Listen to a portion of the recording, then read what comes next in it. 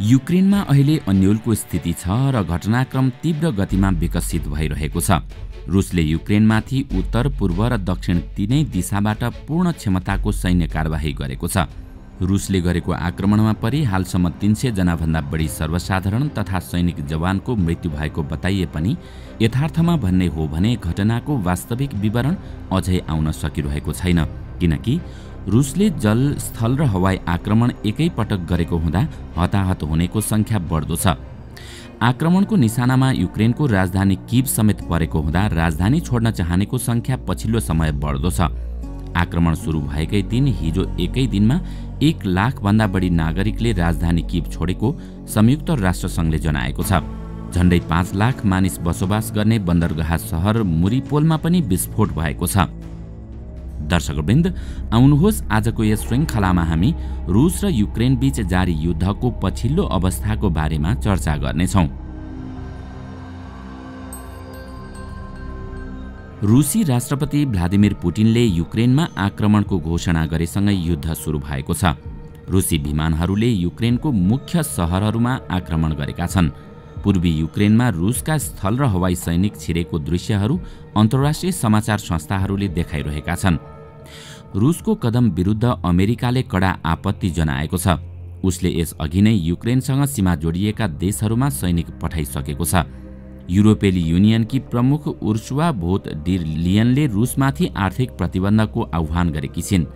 युरोपेली युनियन सम्बद्ध देशहरूमा भएका रुसी धन फ्रिज गर्ने समेत जनाएकी छिन्। बेलायतले यसअघि नै प्रतिबन्ध लगाइसकेको छ। बेलायती प्रधानमन्त्री बोरिस जोन्सनले रुसले युरोपलाई युद्धमा धकेल्न लागेको आरोप लगाइसकेका छन्। उनले सन् 1945 पछिको ठूलो युद्धमा युरोपलाई धकेल्न लागेको आरोप बीबीसीसँगको अन्तर्वार्ताका क्रममा रुसमाथि लगाएका हुन्। जोन्सनले भने जस्तै रुस विरुद्ध कदम चाल्न अमेरिका नेतृत्वको नेटो सम्बन्ध पश्चिमा देशहरूको आकस्मिक बैठक डाकिएको छ। उक्त बैठकले कठोर निर्णय लिने चर्चा छ। त्यस्तो अवस्थामा पश्चिमा देशहरू रुस विरुद्ध युद्धमा होमिन सक्छन्। त्यतिबेला युरोपमा ठूलो रक्तपातको खतरा रहन्छ। रुसी सैनिक छिरेपछि युक्रेनका कतिपय सर्वसाधारण छिमेकी देशहरूतर्फ बढेका छन्। यसले ठूलो मानवीय सङ्कट ल्याउन सक्छ। युक्रेनका प्रमुख सहरहरूमा दैनिक उपभोग्य सामग्री खरिद गर्नेको भिड लाग्न थालेको छ। रुसले चालेको कदमले विश्वको अर्थतन्त्रमा प्रभाव पर्न थालिसकेको छ। कच्चा तेलको मूल्य वृद्धि भएको छ। सुनको पनि मूल्य वृद्धि भएको छ। ग्यासको मूल्य वृद्धिले युरोपमा ठूलो सङ्कट आउने खतरा बढेको छ। युक्रेनमाथि रुसी हमलापछि पुटिनले अमेरिका सहित पश्चिमा देशहरूलाई चेतावनी समेत दिएका छन्। युक्रेनमाथि चालेको कदम विरुद्ध सैन्य तहमा उत्रिएमा गम्भीर क्षति भोग्नुपर्ने चेतावनी रुसले दिएको छ। यसले ठूलो सङ्कट आउन सक्ने देखिएको छ। रुसको कदम विरुद्ध अमेरिका सहित नेटो देशहरू सैन्य तहमा उत्रिएमा युरोप युद्धमा भासिन सक्छ। मर्नेहरूको संख्या बढ्दो, चेर्नोबिल कब्जा।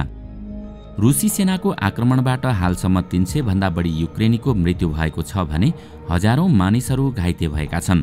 रुसी राष्ट्रपति भ्लादिमिर पुटिनले युक्रेनी सैनिक अड्डामा मात्र आक्रमण गर्ने दाबी गरे पनि त्यसमा सत्यता नभएको युक्रेनका राष्ट्रपति जेलेन्स्कीले बताएका छन्।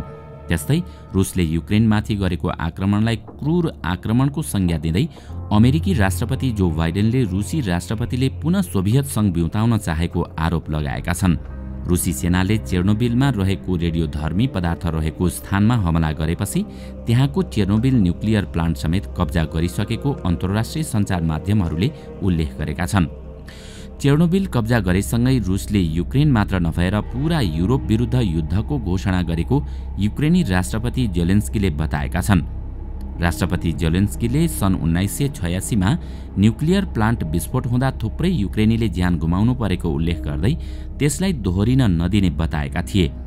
स्विडेनका प्रधानमन्त्रीलाई यस बारेमा जानकारी गराइएको उल्लेख गर्दै उनले भनेका थिए, यो पूरा युरोप विरुद्ध नै युद्धको घोषणा हो। बेलारुस र युक्रेनको सीमा नजिकै रहेको चेर्नोबिल न्युक्लियर प्लान्टमा अहिले पनि ठूलो परिमाणमा असुरक्षित रेडियोधर्मी पदार्थ भण्डारण गरिएको छ। त्यसको सुरक्षाका लागि युक्रेनी नेशनल गार्ड खटाएर पनि रुसले कब्जामा लिइसकेको बताइएको छ। रुसी सेनाको हमलाबाट यसअघि नै पुनः न्युक्लियर प्लान्ट विस्फोट हुन सक्ने आंकलनहरू गरिएका छन्। उक्त प्लान्ट विस्फोट भए त्यसको असर पूरै युरोपमा पर्ने बताइएको छ। 1986 मा ब्लास्ट हुँदा 100 जना भन्दा कमको मृत्यु भए पनि त्यसै कारण पछिसम्म स्थानीयको मृत्यु भएको बताइन्छ। सन् 1986 पछि पनि पटक पटक दुर्घटना भएपछि चेर्नोबिल न्युक्लियर प्लान्टलाई सन् 2000 मा बन्द गरिएको थियो। सन् 2065 सम्म त्यहाँ रहेको असुरक्षित रेडियोधर्मी पदार्थ हटाइने युक्रेनको तयारी थियो। बढ्दो तनावका बीच युक्रेनको राजधानी किभबाट सर्वसाधारणहरू स्लोभाकिया र हंगेरीको सीमातर्फ लागेका छन्। सरकारले राजधानी किभमा कर्फ्यू समेत घोषणा गरेको छ। बिहिबार उसले युक्रेनका विभिन्न स्थानमा क्षेप्यास्त्र प्रहारसहित सैन्य आक्रमण सुरु गरेपछि दुई देश बीच मात्रै होइन विश्व राजनीति नै तरङ्गित भएको छ। तेस्रो ठूलो आणविक शक्ति थियो युक्रेन। युक्रेन कुनै बेला विश्वकै तेस्रो ठूलो आणविक शक्ति रहेको देश थियो। सोभियत संघको विघटनपछि सन् 1991 मा युक्रेन स्वतन्त्र भयो। त्यतिबेला युक्रेनसँग आणविक हतियार थियो। अमेरिका र रुसपछि युक्रेन तेस्रो आणविक शक्ति सम्पन्न देश भएपछि नयाँ परिस्थिति सिर्जना भयो। रुसले युक्रेनको हात हतियारमा चासो राख्यो। अन्तर्राष्ट्रिय दबावपछि युक्रेनले आणविक हतियार त्याग्यो। सन् 1994 मा बुडापेस्टमा सम्झौता भयो, जसमा अमेरिका, बेलायत र रुसले युक्रेनको सुरक्षाको सुनिश्चितता गर्नुपर्ने थियो। सोभियत संघ हुँदा युक्रेनमा निकै हतियार बन्थ्यो। रुस, बेलारुस र युक्रेन एउटै देश रहने बारे समेत छलफल चलेको थियो, तर सम्भव नभएपछि विभाजन भयो। युक्रेनलाई रुसले सुरक्षाका लागि महत्त्वपूर्ण क्षेत्रका रूपमा लियो, तर युक्रेन बिस्तारै अमेरिका सहित पश्चिमा शक्तिसँग नजिकिन थाल्यो र नेटोमा आबद्ध हुन खोज्यो। यसलाई रुसले रुचाएन, परिणामस्वरूप आक्रमण गर्यो। अहिले रुसले युक्रेनसँग युद्धको सुरुवात गरेको छ। राष्ट्रपति भ्लादिमिर पुटिनको सैन्य कारबाहीको घोषणापछि युक्रेनका कैयौं ठाउँमा विस्फोट भएका छन्। युक्रेनको राजधानी किभमा क्रुज र ब्यालिस्टिक मिसाइलबाट आक्रमण भएको छ। पुटिनले सैन्य कारबाहीको घोषणा गर्दै अन्य देशहरूलाई यस मामिलामा दखल नदिन, अन्यथा नराम्रो परिणाम भोग्नुपर्ने चेतावनी दिएका छन्। रुसी राष्ट्रपति पुटिनले युक्रेन रुस युद्ध टार्न नसकिने बताउँदै रुसले विशेष सैन्य अभियान सुरु गर्न लागेको घोषणा गरेका थिए। उनले यो सैन्य अभियानको लक्ष्य युक्रेन कब्जा गर्नु नभएको बताएका छन्। पुटिनले युक्रेनी सेनालाई सम्बोधन गर्दै देश र जनताको सुरक्षाका लागि हतियार छोडेर आफ्नो घर जान अनुरोध गरेका छन्, किनकि यसले कमभन्दा कम रगतको खोला बग्नेछ। यता युक्रेनका विदेश मन्त्रीले बताए अनुसार पुटिनले पूर्ण रूपमा आक्रमण गरेका छन्। उनले भने शान्तिपूर्ण युक्रेनमा आक्रमण भएको छ। यो आक्रामकताको युद्ध हो। युक्रेनले यसमा आफ्नो रक्षा गर्नेछ र जित्नेछ।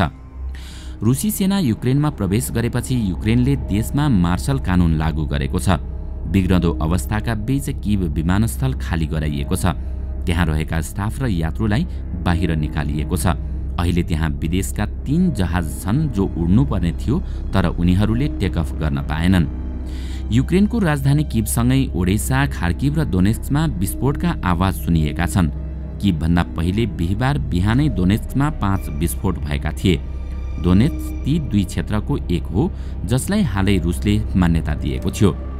रुसी राष्ट्रपति भ्लादिमिर पुटिनले भनेका छन्, जसले पनि हाम्रो काममा हस्तक्षेप गर्ने कोसिस गर्नेछ वा हाम्रा मानिसहरूको लागि खतरा उत्पन्न गर्ने कोसिस गर्नेछ, उसलाई थाहा हुनुपर्छ कि रुसको प्रतिक्रिया तत्काल हुनेछ र तपाईलाई यस्ता परिणामतर्फ लिएर जानेछ जस्तो तपाईले इतिहासमा यसअघि कहिल्यै पनि अनुभव गर्नुभएको छैन।